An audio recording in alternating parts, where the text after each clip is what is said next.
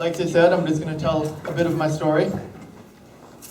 So, basically, since I became a Christian, there's been so many ups and downs.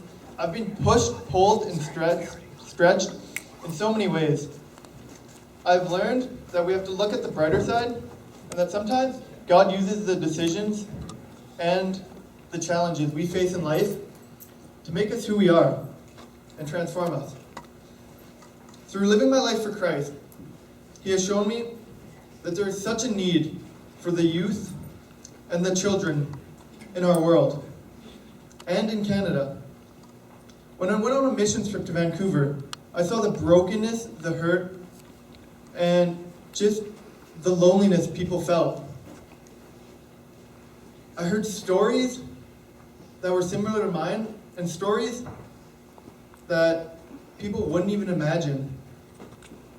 But one of the main things I heard is how people were alone and didn't have anyone to hear their story or to help them when they were going through a hard time.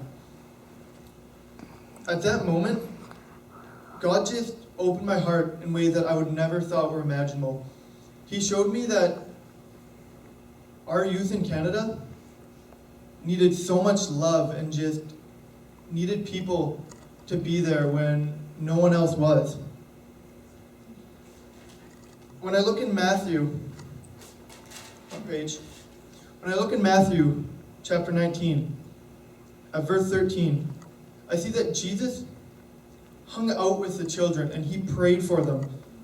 He was there, and if Jesus is our role model, then we should do what He did and hang out with the kids. I love that at a moment's time, God can just reveal something to you. But I also love that He wants us to spend time and seek Him.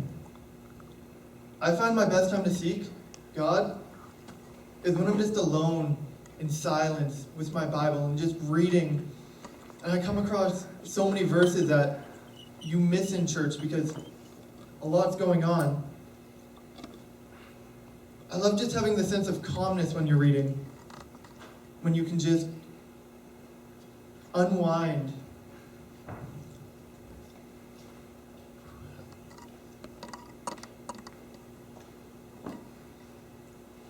I also just love that when you look out on the world, when you just spend an hour looking at God's creation, you can see the beauty of God, and you can just see the work that He put into creating everything.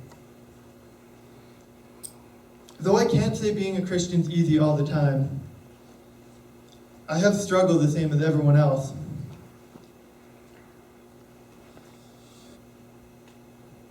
A lot of times, I forget just to spend time with God, and I focus on the world.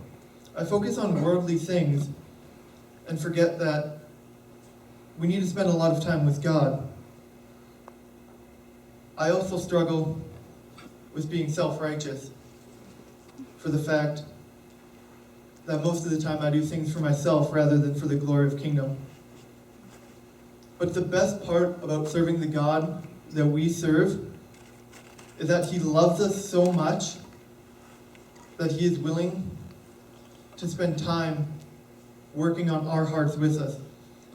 He's so much bigger than the problem that we face that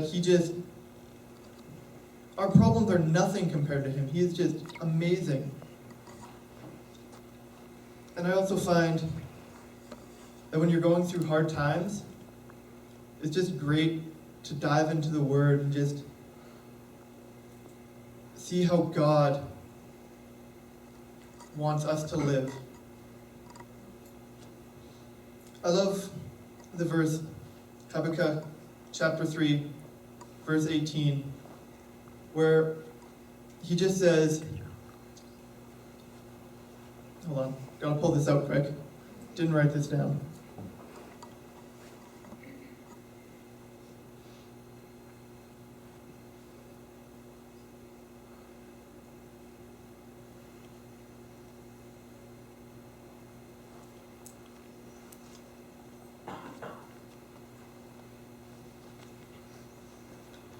17 through 18. Through the fig trees do not blossom, nor fruit on the vines that produce the oil, the olive fail, and the fields yield no food. The flocks be cut off, and the folds, and there be no herd in the stalls.